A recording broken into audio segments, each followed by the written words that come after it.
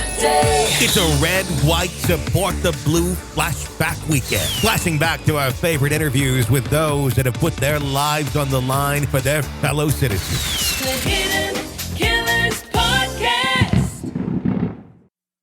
This is an examination of the hidden human condition. This is the Hidden Killers Podcast. With Tony Brueski. Retired FBI Special Agent Bobby Chacon is with us today. I want to get your take, Bobby, from a former FBI standpoint on the confusing case of Bryan Kohberger. It's been confusing from the very beginning. But another element taking place just the other week, Bryan Kohberger's parents sitting down for an investigative grand jury. Initial reports were that it was connected to a different homicide. But then the police in that jurisdiction releasing a statement saying, we have no evidence to link Kohberger in any way to this other case. Confusing to say the least. Number one, grand juries are completely secret. So the fact that the police department came out and said anything about the grand jury convening and Kohberger having anything to do with that case, a little bit bizarre. Does it have anything to do with that case? Does it even matter if they say it does or it doesn't? Not only that, they're not allowed to speak out. I mean, the grand jury, like you said, grand jury is secret. I mean, that's a law. Yeah. On the federal level, we called it 6E, but it's you're not allowed to talk about grand jury proceedings and stuff, and because for very good reasons. In fact, whenever I went into a grand jury and I showed a document or something, that document became secret, and we had a separate safe in our squad area. When I got back to my office, I had to take that out of my file and now lock that and stamp it as 6E material and lock it in a lock safe in it. And no one was allowed to look at that again, except the people that were kind of blessed into that grand jury. And each grand jury is different. Mm-hmm. Every time one expires, a new one gets sworn in. You have to be read into that grand jury investigation. And so, there were only a certain amount of people. There was a list on that safe of people that could access it. So it's very secret. But in Pennsylvania, if we know that Kohberger was arrested in Pennsylvania, we know that he was taking some steps, right? What we call forensic countermeasures, wearing gloves when he put the trash out, putting the trash out in front of his neighbor's house instead of his house, things like that, cleaning his car. If the parents now were involved in any of that activity, that's a crime in the state of Pennsylvania. Mm-hmm. So you could see the fact that if the parents were, or, if they want to charge even Bryan himself for some of that activity in Pennsylvania, or if they think the parents may have been helping him, then you'd have crimes in the state of Pennsylvania, which need to be investigated by a grand jury in Pennsylvania and by investigators in Pennsylvania. And so grand jury investigations are not any different than any other investigation. I mean, you charge somebody with either an information, a complaint, or an indictment. An indictment comes from a grand jury, and information or a complaint can be done just by the investigators. They all carry with them different weights. Grand jury indictments are the heaviest because you've actually presented evidence to a grand jury, which is usually about 23 people, citizens who've now said, yeah, there's enough evidence to think that a trial should go forward. The standards are a little different, right? It's a preponderance of the evidence and not beyond a reasonable doubt to get an indictment. But the most investigations do go to a grand jury and then result in either a no true bill, which is no indictment, or an indictment, which then the person has to go to trial. So here, if they think crimes, the only reason to impanel a grand jury in Pennsylvania is if you think a crime took place in Pennsylvania. Sure. And so that's the obvious thing. Now, who committed the crime, whether they're looking at Bryan or his parents or somebody else, who I don't know. It's conjecture to say. The accused does have a right to appear before a grand jury in most jurisdictions, but you don't get a lawyer. There's no judge. There's no lawyers. There's no cross-examination. It's only the prosecutor's show inside a grand jury. It's the prosecutor and a witness, and that's it. There's no judge. There's no defense counsel. There's nobody representing that person. You are allowed to step outside and consult a lawyer and then go back in, but that lawyer is not to be allowed to be inside with you, and there's no cross-examination. Mm-hmm. So grand juries are pretty much one-sided for the prosecution. The old saying was, a good prosecutor can indict a ham sandwich. because it's pretty much a one-way street, and the prosecutor has all the advantages in a grand jury. So, but they often go to a grand jury because it's better to come out with an indictment saying that 23 citizens, not investigators, not law enforcement, not prosecutors, 23 citizens have decided there's a preponderance of the evidence that this person has committed a crime and should go to trial on it. So that's the only thing I could say about that, is that the authorities there must believe that a crime was committed in Pennsylvania, and that, I don't know who they think did it, who the subject of that crime is, but that's what they're investigating. Well, and the big question is, what crime are we talking about here? Because could this involve the Dana Smithers disappearance? The SARPD coming out tweeting saying no evidence that Dana Smithers' disappearance is in any way tied to Idaho murder suspect Bryan Kohberger. Does that mean anything? Or could the grand jury hearing have been, in fact, about that?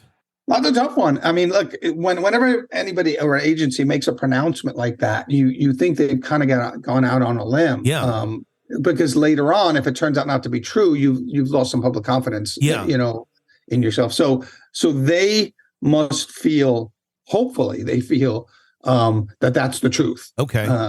Whether it is or not, I don't know, but hopefully they will be able to say, even if it turns out not to be true, they could say, well, that's what we believed at the time we made that statement. Yeah. Now, why they would make that statement if they're the jurisdiction where the disappearance took place, you would think that they would be the people with the most knowledge of that. And so if there's a grand jury, happening about that, they would know about that. Now, they wouldn't be able to speak out about what's happening in the grand jury. Sure. But you would hope they wouldn't say the opposite of what they know is true publicly. Yeah.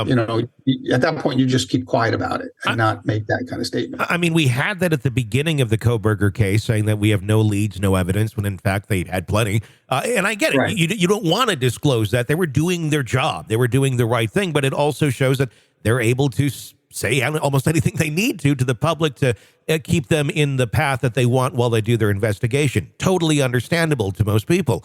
But if we're talking about a crime that was committed here, because even before they connected the Dana Smithers disappearance to this, or there was reporting on it being connected to that, the first thing that came to mind of, well, what crime was committed here? It was concealing of evidence. It was him taking rubber gloves, putting his trash in separate bags, putting it in the neighbor's garbage can. I would think that right there would possibly be the crime that was committed in that jurisdiction at that time. Would that, in fact, be a crime? Yeah, it would be. I'm not conversant with Pennsylvania law, but I would think that they have crimes that address, activity after the fact, and so destruction of evidence is a crime. Knowingly destructive evidence. And so if he's the subject of the homicide in Idaho, which he is, he would know that he was purposely destroying evidence. So that would be a crime. And then that would be a crime, I would assume, in the state of Pennsylvania where it was committed. So they may be working. I mean, it's quite possible that they're working with the Idaho prosecutors to lodge those types of charges against Bryan in Pennsylvania. So it, looking at the statement made and what's happened, we know, they've already announced his activity, his wearing the gloves, all the things you just listed. And we know that those all, I would assume are crimes in the state of Pennsylvania, destruction of evidence and things like that. So, and if he's charged with that in Pennsylvania, then the prosecutors in Idaho most likely will ask a judge to be able to put that crime or those activities in front of the jury in Idaho as well. And that will be another piece against Bryan Kohberger in Idaho. Even it's a minor crime compared to what he did in Idaho, right? But it might help a jury see the entire picture. And it also allowed them to get information from the parents about what was going on in the house when your son got there. Even if they had no idea or didn't suspect him of anything, although there's reports to contrary of that. But if they were just trying to figure out what's going on, they could have said, he was, and backed up. Yeah, he was concealing stuff. He had rubber gloves on, this and that, to hear from that perspective, which now can be used in the prosecution of him in Idaho. That's absolutely right. So when you go into a grand jury, you testify and under oath, and so that becomes a record, and that can then be later used as trial. So at some point, once an indictment is handed up, the grand jury doesn't become, well, some of it remains secret, but what the main gist of it is your testimony in front of a grand jury can then be introduced at trial. Oftentimes, if you say something different at trial than you said in a grand jury, that becomes a problem. Sure. For at trial, because your credibility takes a hit. And so I think you're right. I think if they lock the parents in, even if the parents didn't know, some of what they observed, if they didn't know he was the murderer in Idaho, could be relevant, and because it puts it in a different light, right? Yeah. This could be just odd, quirky behavior, or it could be something more sinister. And so if you have more knowledge of other things, then maybe the more sinister side of that activity it becomes apparent. When you don't have that knowledge, then that activity can just seem quirky or strange or weird, but you don't chalk it up to, oh, this is a murderer getting rid of evidence. I don't know. No. Like you said, some again, eerily similar to the Gabby Petito case, where Brian Laundrie's parents may or may not have known he was the actual murderer. Now we're going through that whole process. Yep. In that case. In this case, I'm sure there will be an examination of, did the dad know what the parents knew when? Did they observe him doing anything, like destroying evidence and knowingly, either helped him or condoned it or didn't take any action related to it. So I think that's the same. That's a similar pattern, a similar thought process with Brian Laundrie's parents.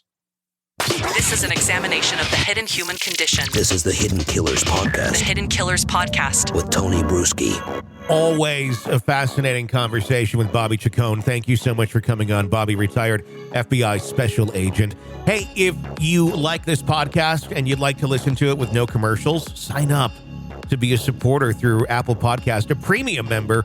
You get access to all of our podcasts, all of them, not just this one, but all of them in the True Crime Today family, and you get access to them all commercial free.